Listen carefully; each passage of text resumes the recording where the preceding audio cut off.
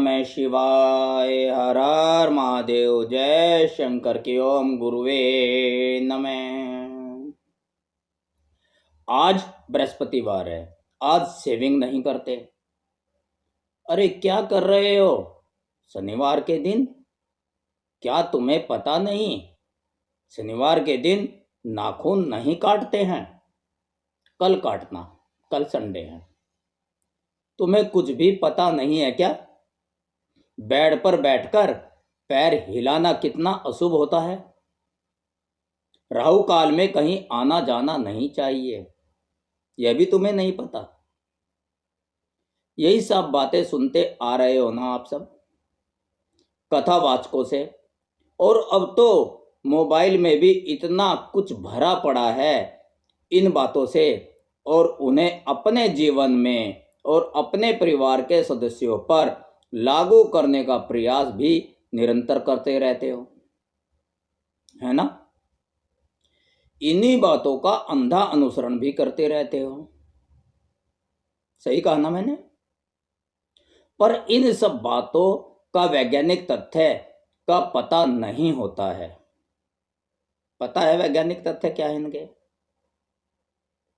जहां से भी मालूम किया है उससे पूछा है, जिस भी पंडित ने बताया होगा उससे पूछा है, या बस फायदा हो या ना हो जो कह दिया सुन लिया और करते चले।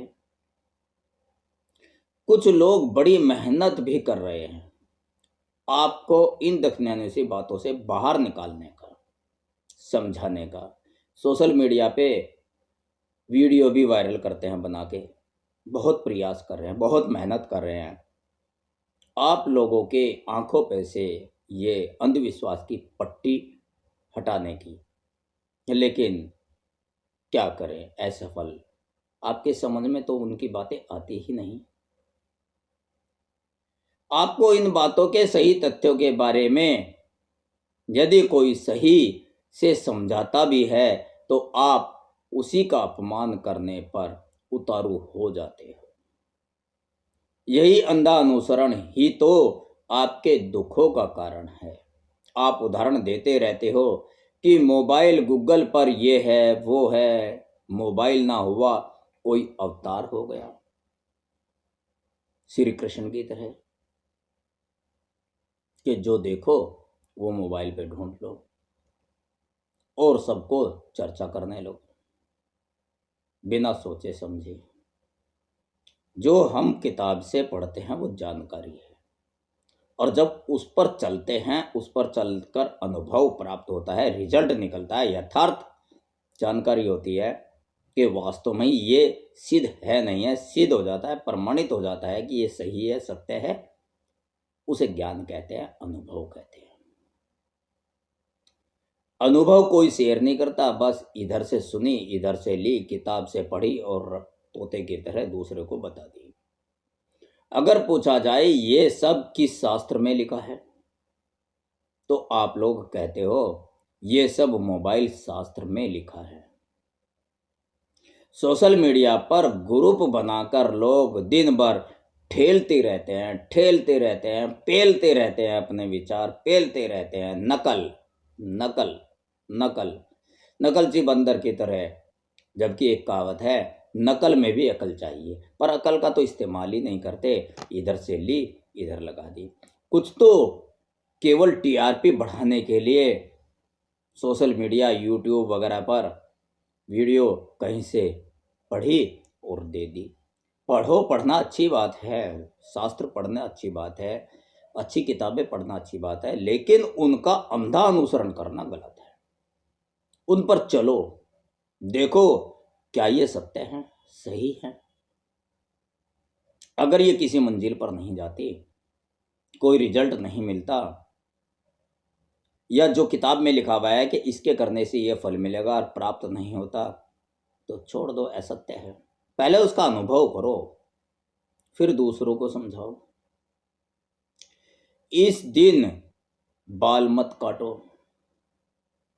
इस दिन नाखून मत काटो, इस दिन सेविंग मत करो, इस दिन यहाँ नहीं जाओ, वहाँ नहीं जाओ, ये राहु काल है, ये केतु काल है, राहु काल में ये नहीं करना चाहिए, केतु काल में ये नहीं करना चाहिए,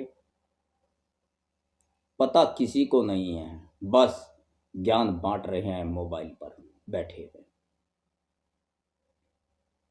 कहाँ ये नियम लागू होते हैं, कहाँ नहीं। परिवार में और में सब जगह पेल रहे हैं, जबकि इनका एक वैज्ञानिक तथ्य है। अरे पहले अध्ययन करो, उसका अनुभव करो, ज्ञान अर्जित करो, फिर ज्ञान बांटो। ऐसे मोबाइल में देखकर पढ़कर यूं ही ज्ञान मत बांटो। समझ में आया? पर समझ में कहाँ आएगा, आप तो मुझसे भी बड़े बुद्धिमान हो ना, आपको तो सब पता है। जब ये बुद्धि का भंडार, ये बर्तन खाली होगा तभी तो नई चीज आएगी। ये तो भरा पड़ा है, पहले ही ज्ञान से भरा पड़ा है, चाहे वो ज्ञान कैसा भी हो। ये जो भी बातें हैं ये यूं ही नहीं है, ये सही भी है। ये बहुत बड़ा विज्ञान है, और विज्ञान नियम सिद्धांत प्रतिपादित करता है, परिकल्पना, निष्कर्ष, और निष्कर्ष पर फिर परिणाम निकलता है, तब वैज्ञानिक तथ्य बनता है। और अगर किसी बात का परिणाम आपको हासिल ना हो तो वैज्ञानिक तथ्य नहीं होता। वो प्रमाणित है विज्ञान, कैसा संभव है। पहले इसे अच्छी तरह समझो, फिर अनुसरण करो। जब ये शास्त्र पुराण लिखे गए थे, ध्यान देना, जब ये शास्त्र पुराण लिखे गए थे तब शायद शास्त्र पुराण लिखने वालों को भी अंदाजा नहीं होगा कि आने वाले समय में आदमी एक कमरे के घर में रहेगा। एक ही कमरे का मिलता है, बहुत छोटे छोटे घर हो गए हैं, एकाकी परिवार हो गए हैं। उसी कमरे के घर में एक तरफ किचन है, उसी कमरे में टॉयलेट और बाथरूम भी है एक तरफ। जहां बिल्डर ने नल लगा दिया वही नल है, चाहे वो कोई भी दिशा हो। जिधर दरवाजा कर दिया वहां से बदल भी नहीं सकते, कोई साधन ऐसा भी नहीं है कि बदल के दूसरी जगह लगा लें। वैसे ही यूज करना है, प्रयोग करना है। इन बातों में ना पढ़कर भाग्य ने जो दिया है कि इस दिन ये ना करो, इस दिन वो ना करो, इस दिन ये हो जाएगा, इस दिन ये हो जाएगा, ये दिन शुभ नहीं, ये दिन शुभ नहीं, इस चक्कर में ना पढ़कर, इन बातों में ना पढ़कर भाग्य ने जो दिया है बस उसी में ही खुश और संतुष्ट रहो। और संतुष्टता का प्रमाण आपको श्रीमद् भागवत गीता में मिल जाएगा। जो खुद संतुष्ट हो जाएगा, अपने जीवन से जो भी कुछ मिला है संतुष्ट हो जाएगा, तो कोई भी दिन उसके लिए शुभ नहीं है, कोई अशुभ नहीं है, सब दिन एक जैसे हैं। जो भगवान का अनन्य भक्त है, निस्वार्थ है, कर्तव्य समझकर पूजा पाठ करता है, कर्तव्य समझकर भगवान का नाम लेता है, और जो भाग्य ने दिया है उसी में संतुष्ट रहता है, उसके लिए कोई कर्तव्य नहीं है, कोई नियम लागू नहीं होता। उसे किसी शास्त्रीय बात का अनुसरण करने की आवश्यकता नहीं होती। जो उसने कर दिया वही सत्य हो गया, उसके जीवन में वही सत्य हो गया। उसे किसी की राय लेने की आवश्यकता नहीं है। इस बात को श्रीमद् भागवत गीता के अध्याय 3 के श्लोक 17 में वासुदेव श्री कृष्ण जी कहते हैं कि जो मनुष्य आत्मा में ही रमने वाला, आत्मा में ही तृप्त तथा आत्मा में ही संतुष्ट हो, अर्थात स्वयं में ही जो कुछ मिला उसमें संतोष हो, जिसे संतुष्ट हो, उसके लिए कोई कर्तव्य नहीं रहता, कोई नियम नहीं रहता, उसे किसी की राय पर चलने की आवश्यकता नहीं है। वह तो अपना सदकर्म कर रहा है, कर्तव्य मार्ग पर है। उसे किसी जो ऊपर नियम हैं बना रखे हैं तुम लोगों ने कि आज बृहस्पतिवार है, आज शनिवार है, आज मंगलवार है, इनमें का कर्तव्य नहीं होता। जो आत्मा से आत्मा में ही तृप्त रहता है, संतुष्ट रहता है, तो फिर इन दकन्यानी सी बातों में पढ़ने की बजाय क्यों ना श्रीमद् भागवत गीता के सिद्धांतों का अनुसरण किया जाए। पर अरे गीता का अनुसरण कराओगे हमें, और उस शास्त्र में यह है, उस शास्त्र में है, गीता में यह भी लिखा है, भिन्न भिन्न विचारों से विचलित हुई तेरी बुद्धि जब एक ही परमात्मा में निस्वार्थ ठहर जाएगी तब तू योग को प्राप्त हो जाएगा। तेरे लिए कोई भी कर्तव्य करना शेष नहीं रहेगा, कोई भी कर्तव्य करना उचित नहीं है। तो इसलिए श्रीमद् भागवत गीता के सिद्धांतों का अनुसरण किया जाए इस कली काल में। कलयुग में एक यही शास्त्र शुद्ध है, पवित्र है, जो कलयुग की गहरी दलदल से पार लगा सकता है आप लोगों को। पर शुद्ध सनातन की बातें तो आपको सुनना पसंद ही नहीं है, चलना तो दूर की बात है। अगर आप कहीं बैठे हो और वहां पर कोई गीता के सिद्धांतों का वर्णन करने लगे तो आप कहते हो कि चुप हो जाओ, हमारी आस्था को मत तोड़ो। जो हमने आस्था पाल रखी है वही सही है। अगर वो ये कहता है, तर्क संगत बताता है कि ये गलत है, ये उस काल में साबित होता था, अब नहीं प्रतिपादित होता, तो आप कहते हो ये तो हमारी आस्था को ठेस लगा रहा है, हम जिस तरह से पूजा कर रहे हैं वही सही है, चुप हो जाओ। उस ज्ञानी को, उस विद्वान को चुप कर देते हैं, क्योंकि आपको तो अपनी गलत बनाई हुई आस्था से प्रेम है, उसे छोड़ना नहीं चाहते। फिर कहते हो पूजा पाठ करने पर भी हम दुखों में पड़े हैं, भगवान कहीं नहीं है, सुनता नहीं है हमारी। जब आस्था और मार्ग ही गलत है, आपको तो ऐसे रास्ते पर चलने की आदत पड़ गई है जिसकी कोई मंजिल नहीं है। हम चले ऐसे राह पर जिसकी कोई मंजिल नहीं। अपनी गलत आस्था के मोह में सोए पड़े हो, जागो इस नींद से, अभी भी कुछ नहीं बिगड़ा है, जीवन अभी शेष है। इस मोहरूपी अहंकार के हमारा ही ज्ञान विवेक, हमारी आस्था सही है, इस नींद में जो मोह की नींद में सोए पड़े हो उससे जाग पड़ो, क्योंकि अभी जीवन शेष है, अभी भी कुछ कर सकते हो, अभी भी सुखों का आनंद ले सकते हो। क्या करेगा मंत्र और क्या करेगा तंत्र, जब तक आपका मार्ग ही सही नहीं होगा, आपकी आस्था ही सही नहीं होगी। तो इसलिए अभी से जागो, अभी से संकल्प कर लो। गोस्वामी तुलसीदास जी सही कहते हैं, जैसी जाकी भावना वैसी देखी प्रभु मूरत। जैसी जाकी भावना वैसी देखी प्रभु मूरत।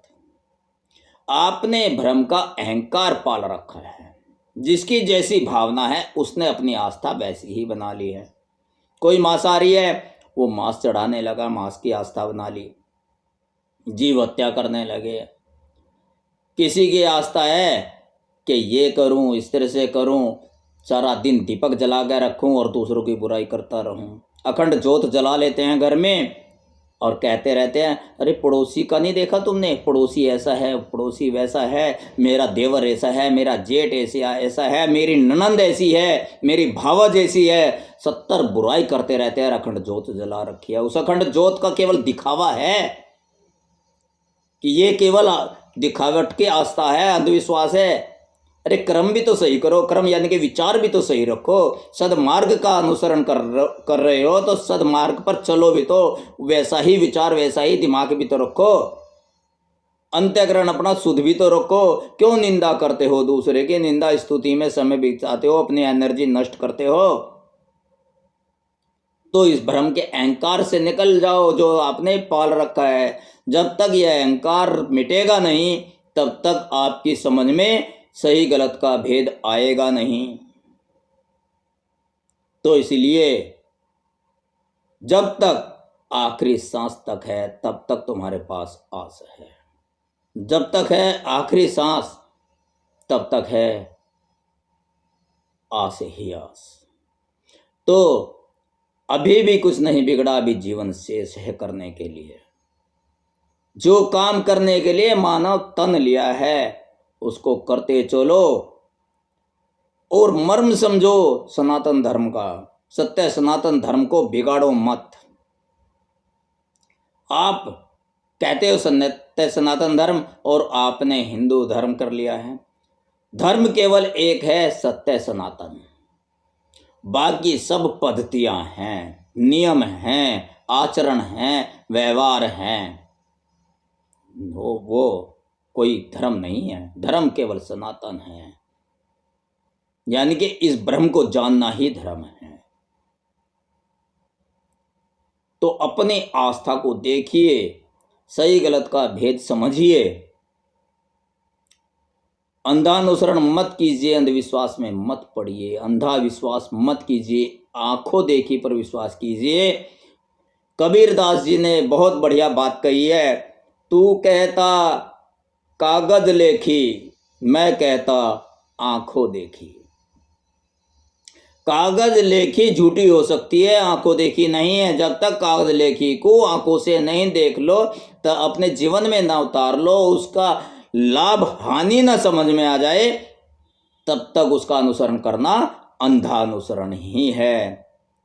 शास्त्रों में गलत नहीं लिखा है, लेकिन उसका अनुसरण गलत तरीके से किया जा रहा है। शास्त्रों को समझने की जरूरत है, उस पर चलने के अनुभव करने की जरूरत है। लेकिन जो भी बताता है आपको, उसने कितना अनुभव किया है। जो 4 बजे उठने के लिए कहता है, उसके घर 1 महीने उसके साथ रह के देखो, क्या वो उठता है? आपको कह रहा है, खुद उठता नहीं है। उस पर जो चलता है उसी की बात में तो दम होगा।